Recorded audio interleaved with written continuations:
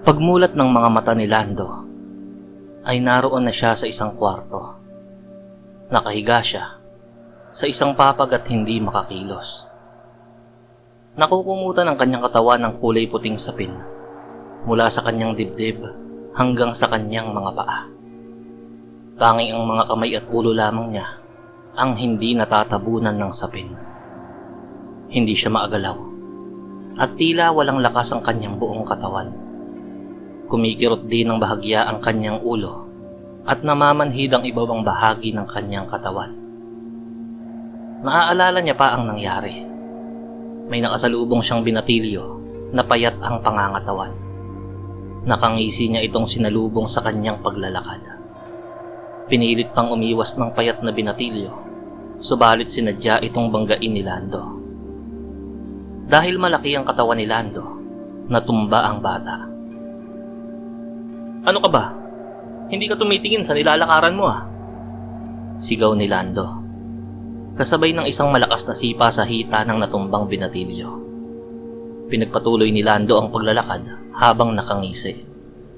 Labis ang saya niya kapag nakakapanakit ng iba, lalo na ang mga walang kalaban-laban. Kinahapunan ng araw na yon ay naisipan niyang kumain sa lugawan. Nang umorder siya ng isang mangkok na lugaw, nagsialisa ng mga nakaupo sa harap ng mahabang lamesa, bitbit ang kani-kanilang mga mangkok. Alam na kasi nila ang ugali ni Lando.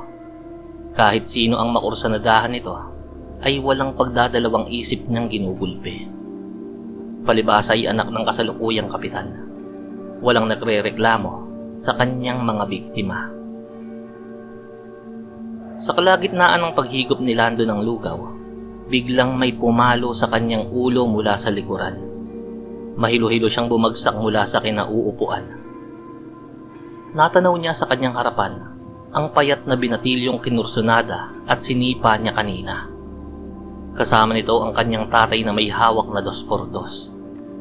Akmang lalaban si Lando, subalit mabilis at malakas na hampas ng kahoy ang tumama sa kanyang muka. Paulit-ulit siyang pinaghampas ng tatay ng binatilyo sa iba't ibang bahagi ng kanyang katawan. Nang biglang nagtakbuhan ng mga taong naroon, pati na ang binatilyo at ang kanyang ama. May nakita si Lando na mabilis na lumalapit sa pinangyayarihan ng gulo. Nakita niya ang baliw na si Eric na tumatakbo papalapit sa kanila at may hawak na itak. Hindi maagalaw si Lando mula sa kanyang pagkakahiga. Iginala niya ang kanyang paningin. Maliit lang ang kwarto pero mukhang maayos at malinis. May naaamoy siyang mabango. Parang amoy ng sinigang. Mula sa pinto ay pumasok si Eric. Bitbit ang isang mangkok. Umupo ito sa papag sa tabi ng nakahigang si Lando. Gamit ang kutsara, sumalok ito ng sabaw.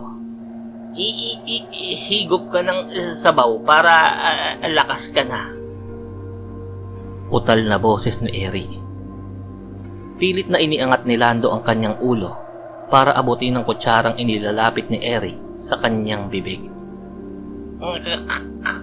Kain ka rin ng laman para galing ka na." Sumalok si Eric ng karne mula sa mangkok at isinubo yon kay Lando. Naubos ni Lando ang laman ng mangkok. Sising-sisi siya sa mga araw na binabatukan at sinisikmuraan niya si Eric tuwing nakakasalubong niya to. May mga pagkakataon pang ang pinapakain niya ito ng panis na pagkain. Mula sa pinto ay may pumasok pang isang lalaki. "Ano? Masarap ba? Hindi yan panis kagaya ng mga pinapakain mo sa kapatid ko. Paano ko na lamang panis? Iniuuwi kasi rito ni Eric ang tira niya paminsan-minsan para ipasalubong sa akin." Wika ng lalaki. Kuya, nasasarapan siya. Kuya, uubos na." Masayang sagot ni Eric sa kanyang kuya. "Eric, ipasok mo na rito ang pagkain at tayo naman ang kakain." Utos ng lalaki habang inihahanda ang lamesita sa tabi ng papag ni Lando. Unang ipinasok ni Eric ang isang malaking mangkok ng sinigang. Pangalawa niyang ipinasok ang isang bandihado na may lamang crispy pata. Nanlaki ang mga mata ni Lando dahil sa kanyang nakita.